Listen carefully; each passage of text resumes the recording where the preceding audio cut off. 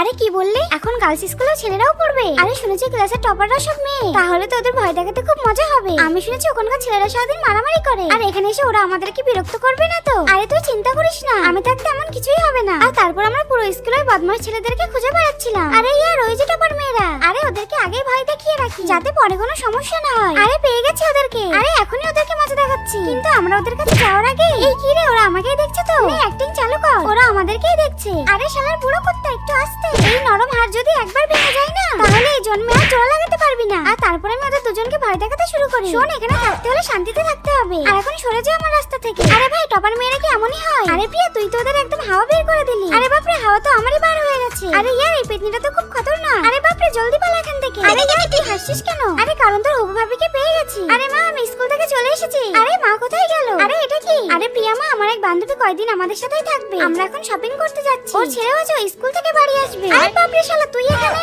কিন্তু তুমি যদি বিটিএস কে ভালোবাসো তাহলে ভিডিওতে লাইক করে সাবস্ক্রাইব করে দাও আর কমেন্টে তোমার নাম লিখে যাও।